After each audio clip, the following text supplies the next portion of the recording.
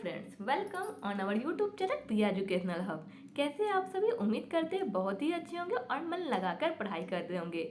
आज मैं मानसरोवर भाग 1 की 9वीं कहानी ठाकुर का कुआं, जिसके रचनाकार मुंशी प्रेमचंद है, का वीडियो आप सभी के सामने लेके आई हूँ।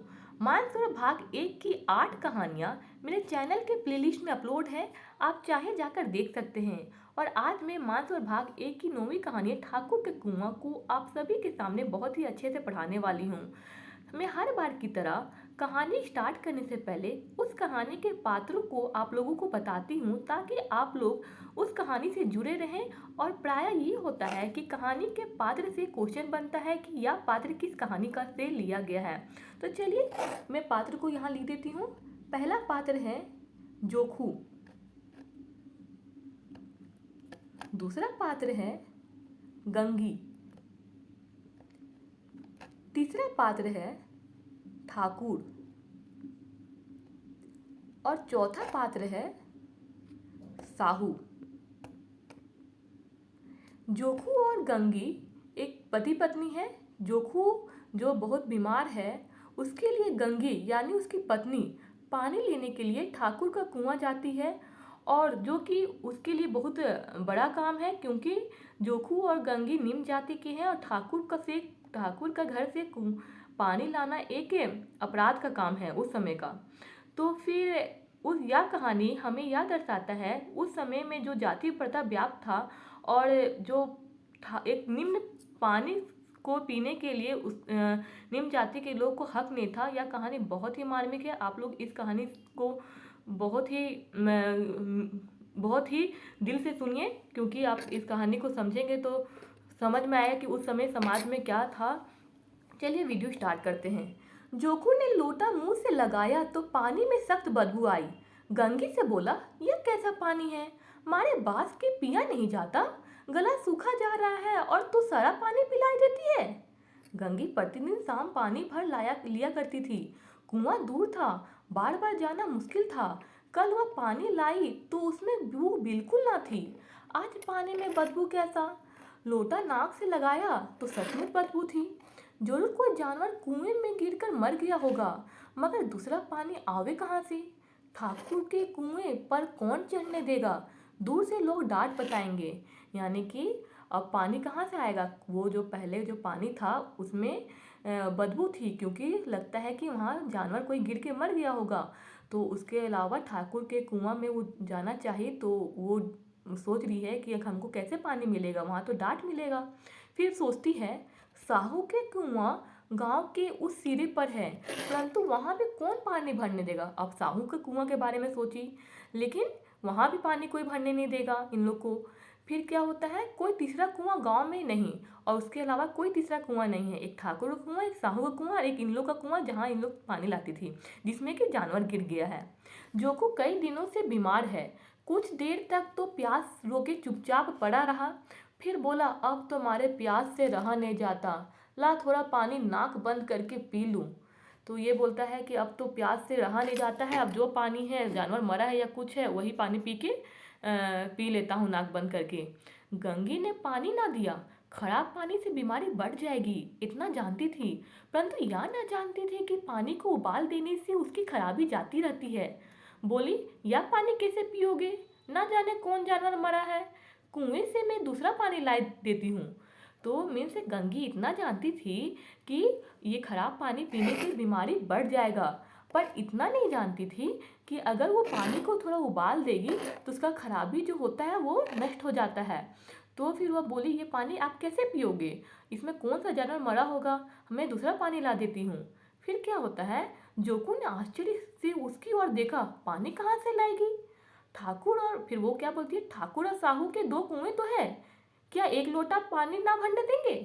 फिर वो बोलती है कि ठाकुर और साहू का दो कुआं तो है, क्या एक लोटा ही पानी नहीं भरने देंगे? फिर क्या होता है कि फिर वो जोखू बोलता है, हाथ पांव तुड़वा आएगी और कुछ ना होगा, बैठ चुपचाप से। ब्रह्मा देवता आशीर्वाद देंगे, ठाकुर लाठी मारेंगे, साहू जी एक के 5 लेंगे। गरीबों का दर्द कौन समझता है? हम तो मर भी जाते हैं तो कोई द्वार पर झांकने नहीं आता, कंधा देने तो बड़ी बात है, ऐसे लोग कुएं से पानी भरने देंगे? शब्दों में कड़वा सत्य था। गंगी क्या जवाब देती, किंतु उसने वह बदबूदार पानी पीने को ना दिया। तो मतलब ये बात तो सत्य था, जो जोखू बोली वो बात तो सत्य था, लेकिन उसका कोई जवाब नहीं दी क्योंकि उसके पास जवाब था ही नहीं। लेकिन वो अपने पति को बदबूदार पानी पीने को नहीं दी। फिर क्या होता है, रात के 9 बजे थे। अब रात का 9 बजा है, वो कहाँ गई है, ठाकुर का कुआं गई है। रात के 9 बजे थे। थके मांदे मजदूर तो सो चुके थे। ठाकुर के दरवाजे पर 10-5 बेफिक्रे जमा थे। मैदानी बहादुरी का तो अब ना जमाना रहा है ना मौका। कानूनी बहादुरी की बातें हो रही थी, और वहाँ पे क्या हो रहा है, जो 10-5 बेफिक्र जमा है वहाँ पे बात चल रहा है। क्या क्या बात चल रहा है, देखिए सुनते हैं। मैदानी बहादुरी का तो अब ना जमाना रहा है और ना मौका। कानूनी बहादुरी की बातें हो रही थी। कितनी होशियारी से ठाकुर ने थानेदार को एक खास मुकदमे में रिश्वत दी और साफ निकल गए। यानी कि कितना ठाकुर का होशियारी बता रहा है कि रिश्वत दे के मुकदमा से निकल गए। फिर बोलता है कितनी अक्लमंदी से एक मार्के के मुकदमे की नकल ले आए। और फिर बोलता है कितना अक्लमंदी है जो कि मुकदमा का नकल भी ले आए हैं। नाजी और मोहतमी सभी कहते थे नकल नहीं मिल सकती। कोई 50 मांगता, कोई 100। यहाँ बे पैसे कोरी नकल उड़ा दी, मतलब बिना पैसे के नकल ले आए। काम करने ढंग चाहिए। इसी समय गंगी कुएं से पानी लेने पहुंची। कप्पी की धुंधली रोशनी कुएं पर आ रही थी। गंगी जगत की आड़ में बैठी मौके का इंतजार करने लगी।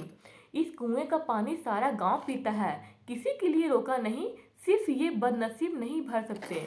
मतलब बोला जा रहा है कि वहाँ पे पानी लेने के लिए गई और एक सोच रही थी कि कब ये मामला शांत हो, कब इन लोग सबको चला जाए और हमें पानी भर लूँ।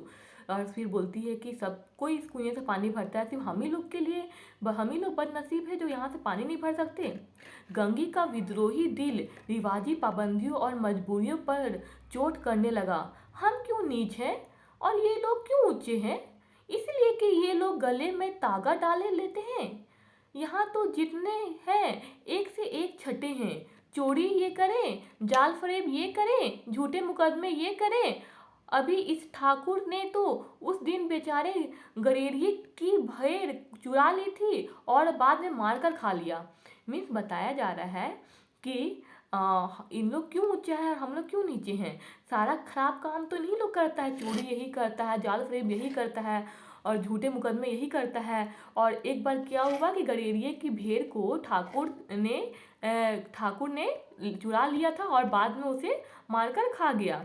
इन्हें पंडित के घर में तो बारह मास जुआ होता है। यही साहू जी तो घी में तेल मिलाकर बेचते हैं। फिर इसका तुलना फिर क्या किए, मतलब साहू जी से किए। साहू क्या करते हैं, घी तो काफ़ी महंगा होता है, लेकिन घी में क्या करते थे, तेल मिलाकर बेच देते हैं। काम करा लेते हैं, मजूरी देने नानी मरती है। किस किस बात में हमसे ऊंचे हैं। हम गली गली चिल्लाते नहीं कि हम ऊंचे हैं, हम ऊंचे। कभी गांव में आ जाती हूँ तो रस भरी आंखें से देखने लगते हैं, जैसे सबकी छाती पर सांप लौटने लगता है, परंतु घमंड या कि हम ऊंचे हैं। मतलब इन लोग पास आ जाते हैं, सबको एकदम अजीब सा दिखने लगता है और इन लोग घमंड है कि हम लोग बहुत ऊंचे हैं। कुएं पर किसी के आने की आहट हुई। गंगी की छाती धक धक करने लगी। कहीं देख ले तो गजब हो जाए, एक लात भी तो नीचे ना पड़े। उसने घड़ा और रस्सी उठा ली और झुककर चलती हुई एक वृक्ष के अंधेरे साहे में जा खड़ी हुई। कब इन लोगों को दया आती है किसी पर। फिर सोचती है कि वो डरे हुए पूरा थी और क्या हुआ कि थोड़ा सा आहट हुआ तो फिर बहुत ज़्यादा डर गई और रस्सी उठाकर झुककर वृक्ष के अंधेरे में खड़ा हो गई। तो फिर वो सोचती है कि इन लोग पे को कभी भी दया आता है। बेचारे महंगू को इतना मारा कि महीनों लहू थूकता रहा, इसलिए तो उसने बेगार ना दी थी। इस पर ये लोग ऊंचे बनते हैं। फिर यहाँ पे किसके बारे में बात करता है, देखिए महंगू के बारे में बात करता है जो बेगार ने दिया था तो फिर उसे बहुत मारा गया था। फिर क्या होता है, कुएं पर स्त्रियां पानी भरने आई थी। इनमें बात हो रही थी।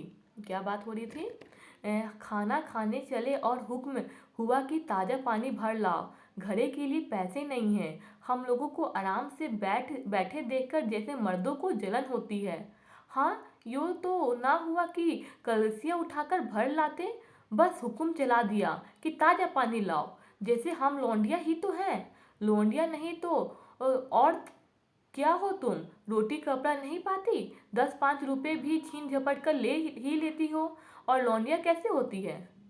मत लजाओ दीदी, छीन मतलब वहाँ बात हो रहा है सबको लेडीज लोग का। छीन भर आराम, छीन भर आराम करने को जी तरस कर रह जाता है। इतना काम किसी दूसरे के घर कर देती तो इससे कहीं आराम में से रहती। ऊपर से वह एहसान मानता। यहाँ काम करते करते मर जाओ, पर किसी के मुंह ही सीधा नहीं होता। दोनों पानी भर कर चली गई। यहाँ पे पानी भरने के लिए कुआं में आई थी दो दो औरत, और उन लोग बोल रही थी कि दिन भर काम करते हैं तब भी कोई नाम नहीं लेता, इससे अच्छा कहीं और काम करते तो कम से कम नाम तो लेता और आराम से भी रहते हैं। फिर क्या होता है कि दोनों पानी भर के चली गई। फिर क्या होता है, तो गंगी वृक्ष की छाया से निकली। वो तो छुप गई थी, आहट सुनी थी, फिर छुप गई थी। तो फिर वो वृक्ष में जो छुपी हुई थी तो फिर वहां से निकली। तो गंगी वृक्ष की छाया से निकली और कुएं की जगत के पास आई। बेफिक्रे चले गए थे।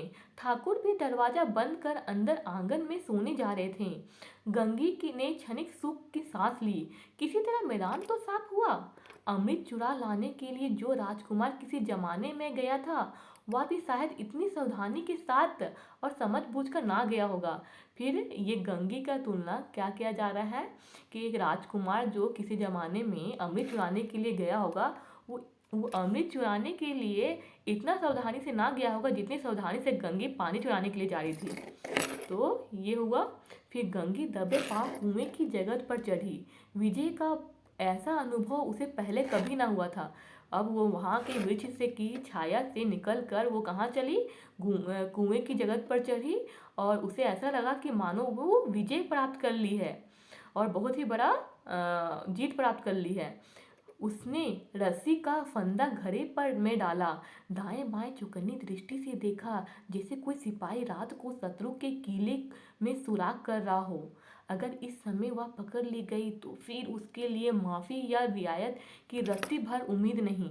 अंत में देवताओं को याद करके उसने कलेजा मजबूत किया और घड़ा कुएं में डाल दिया। मतलब ये अपने अपनी देवताओं को याद किया, क्योंकि इसके लिए बहुत ही बड़ा काम था उस वहाँ से पानी लेना, और बहुत अपने दिल को मजबूत किया, देवता को याद किया और अपने घड़ा को कुआं में डाली। घड़े ने पानी में गोता लगाया, बहुत ही आहिस्ता, जरा भी आवाज ना हुई।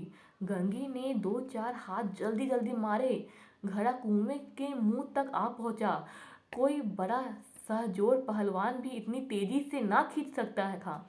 वो इतनी डरी हुई थी कि इतना जोर लगाए कि बहुत जल्दी ही 2-4 हाथ में उसे आगे निकालने खोजी, कि इतना जल्दी सहजोर पहलवान भी इतनी तेजी से उसे नहीं खींच सकता था वो घड़ा को रस्सी से।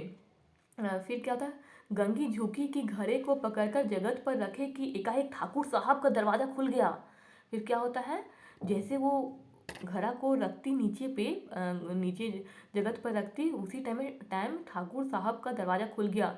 शेर का मुंह इससे अधिक भयानक ना होगा। गंगी के हाथ से रस्सी छूट गया। रस्सी के साथ घड़ा धड़ाम से पानी में गिरा और कई क्षण तक पानी ही में हिलकोरे की आवाजें सुनाई देती रही। बेचारी जैसे वो गेट खुला ठाकुर साहब का, तो वो पूरा डर गई, और जैसे वो डर गई तो फिर उसका हाथ से रस्सी छूट गया। जो रस्सी छूट गया तो क्या हुआ कि जो पानी भरा हुआ था घड़ा में, वो धड़ाम से पानी में कुआं में जाके गिर गया, और इतना जोर से आवाज आने लगा, इतना जोर से हिलकोरी की आवाज सुनाई देने लगी। ठाकुर बोला, कौन है, कौन है? पुकारते हुए कुएं की तरफ आ रहे थे, और गंगी जगत से कूदकर भागी जा रही थी। घर पहुंचकर देखा, जोखा लोटा मुंह से लगाए वहीं मैला गंदा पानी पी रहा है। और इस प्रकार कहानी खत्म हो जाता है। और क्या पता, और आपको पता चलता है कि बेचारी वो उतना मेहनत से पानी भी लाने गई और वो भी नहीं ला पाई, साथ में रस्सी और घड़ा पूरा उसका कुआं में ही गिर गया, और डर से वो घर चली गई। और वहाँ जाके देखती है कि जोखू वही जिसमें बदबू था वही पानी पी रहा है। तो यह कहानी उस समय के भयानक स्थिति को दिखाता है कि एक जो हम लोग के मूलभूत आवश्यकता है पानी को, वो भी ऊंचे जाति के घर से या कुआं से पानी पीने का अधिकार नहीं रहता है। तो आपको यह कहानी कैसा लगा? यह बहुत ही मार्मिक कहानी है और आप मुझे ज़रूर कमेंट बॉक्स में बताएं। और मैं इसके अलावा मानसरोवर की सभी कहानियाँ अपने चैनल में अपलोड कर रही हूँ और करती रहूँगी।